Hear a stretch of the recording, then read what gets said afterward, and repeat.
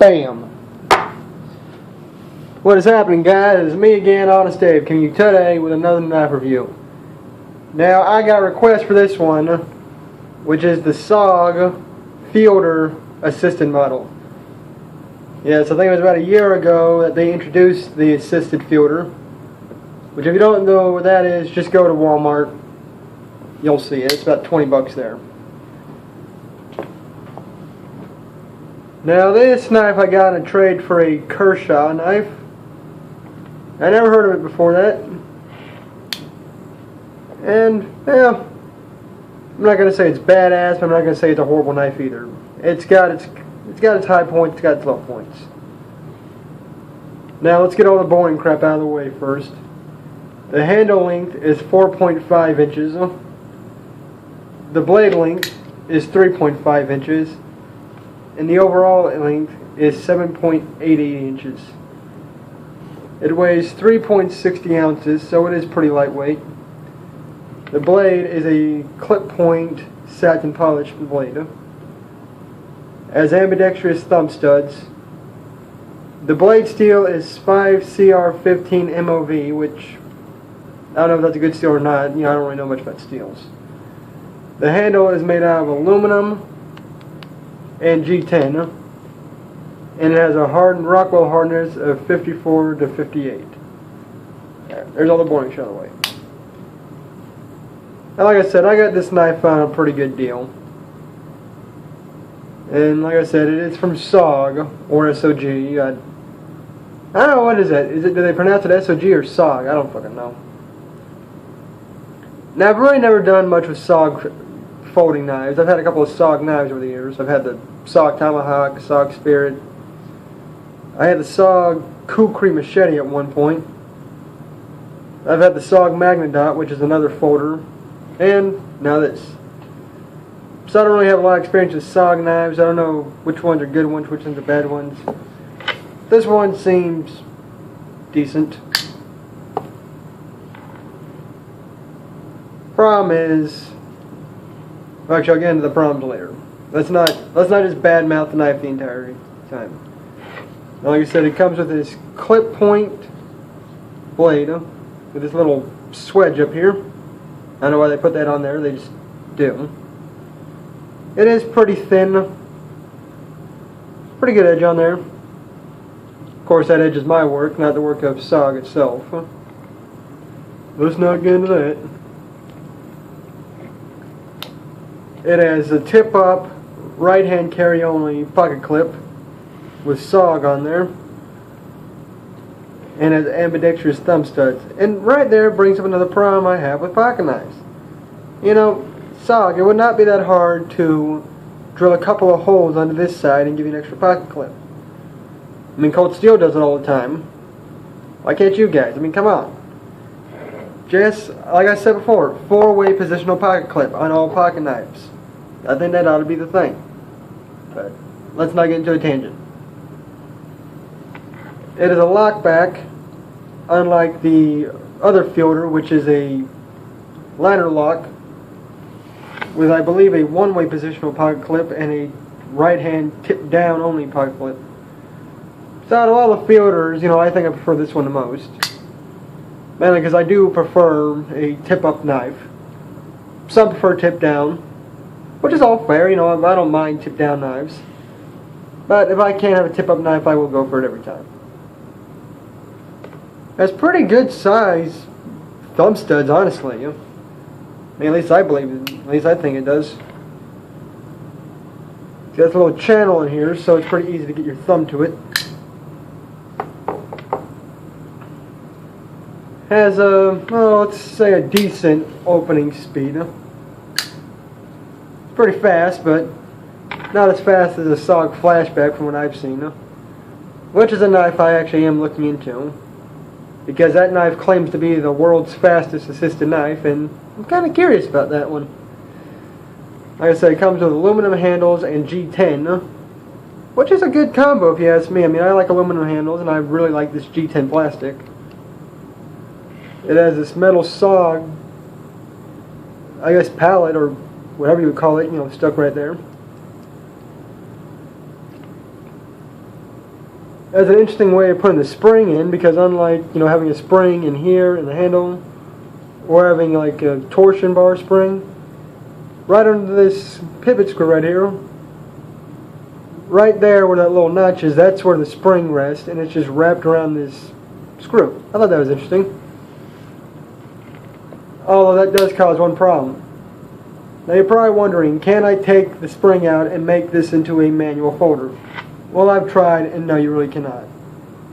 Because for some reason, I don't know if it's just like a really strong back spring or whatever it is nearly impossible to get the knife out with one hand without the spring in there.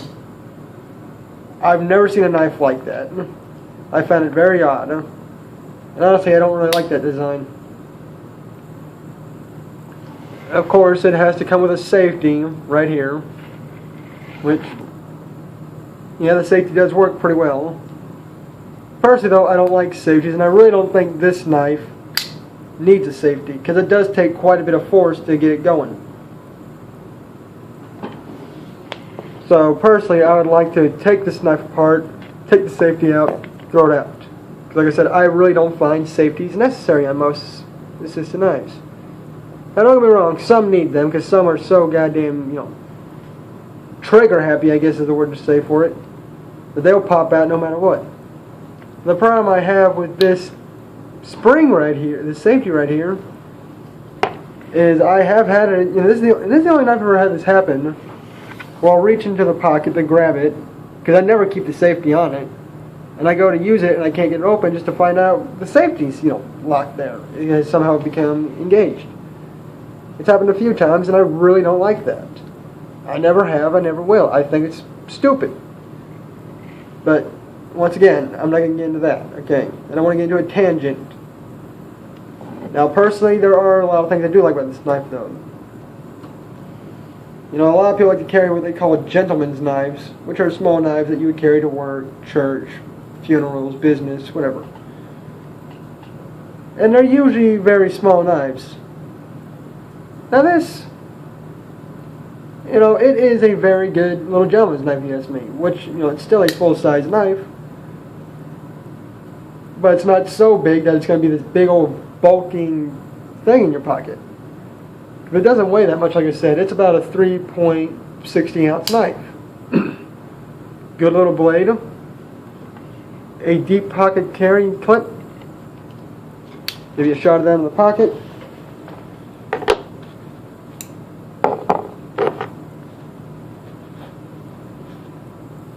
Like I said, you really don't see much except for the very top of it.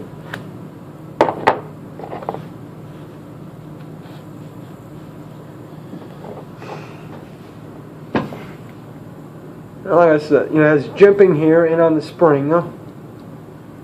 Although that brings up another problem I have with it. Kind of like the way I did with the Cold Steel Recon that had the jimping on the handle, but on the lock bar itself, no offense, it makes the jimping pretty much worthless. I mean, you put jimping here on this part, why would you put it on here? So I'm just going to probably say screw it, get me a small round file and just file my own jimping in there. Now, this knife retails for $45, but you can usually find it on Amazon for about 30 bucks. And I'll put a link in the description below. It is somewhat molded to your hand with finger notches and a good butt.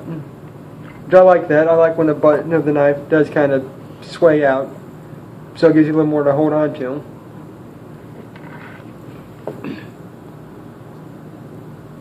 I think the G10 is decently grippy. You know, not the strongest stuff. You know, it's not as strong as, say, the Cold Steel knives G10, which is a good thing because that crap just rips up your pockets.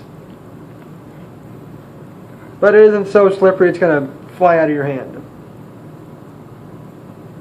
Now let's get back to the pocket clip. The pocket clip I'm not too fond of, honestly.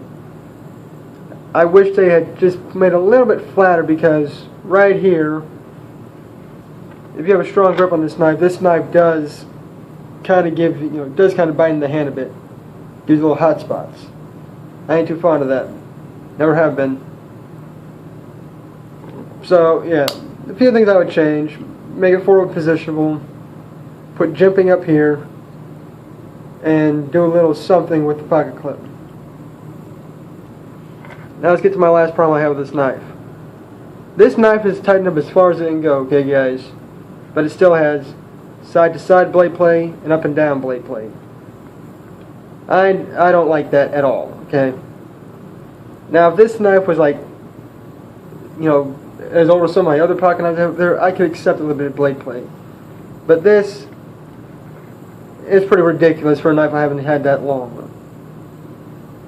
And the fact that it's a bitch to clean, because I don't care how strong I don't care what Torx bit you have.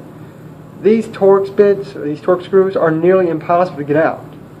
This is an easy one to do it to, but you can't pop out this side for some damn reason. And it gets really messy really easily. You can see all the oil and crap just building up around everywhere. Around here, around the studs, around the pivot screws, in there. I mean, this is pretty ridiculous. So I ain't too fond of that. I ain't too fond of the pocket clip. I ain't too fond of the jimping.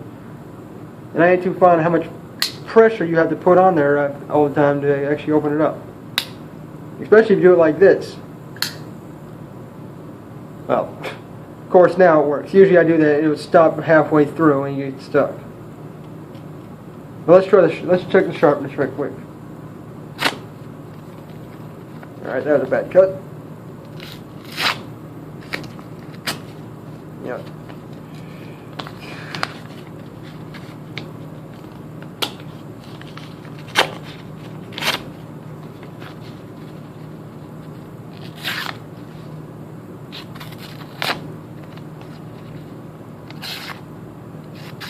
It's decent.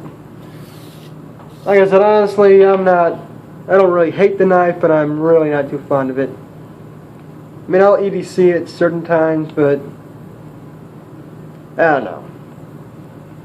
Now, I know some would see this and they think tactical knife, you know, ooh, scary color, cool looking blade, spring assisted, one-handed opening, must be tactical. No, this is more of a little EDC, small work knife, I guess I'd call it.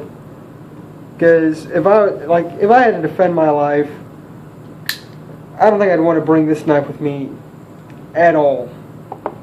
This would be one of my last choices of my knives I keep that I'd actually bring with me just to defend myself. The only one I wouldn't use besides that would be my small Kershaw link. So guys, I'm kind of 50-50 on this knife. You know, it's got some great things about it, but it's got some things I just can't stand about it. So yeah, I would recommend this. Like if you want to just get into like spring-assisted knives or give SOG a try. Honestly though, this is nowhere near SOG's best work when it comes to their spring-assisted, because they've made some great ones. And they've made some really good knives. And I think that's what disappoints me about this one, is because I've seen some of their other knives. I've handled some of their other SOG knives. I've even borrowed a few of them. Like, I've never really owned any other ones besides the Magnadot folding knife, but I have tried out stuff like the Flash 2 and, you know, knives like that. And this is just really not on par with that quality. Like I said, this costs about $45 at retail. You can probably get yourself a SOG Flash 2 for about, or really one of the SOG Flash knives for about $45 on Amazon. I'd recommend that over this. So, yeah, this wasn't the nicest review of this knife, but I think it is my truthful opinion that this knife is kind of, just really not worth the money. Now, if this was like a $20 knife, I could see it, but for $45, this is really not on par with the price. I don't know, but maybe you guys like it. Maybe you want to get your hands on one sometime. I don't know, I actually might trade off this one if someone gives me a good offer. Alright guys, well, this has been Honest Dave, signing out. Remember, be humble and kind. Bye.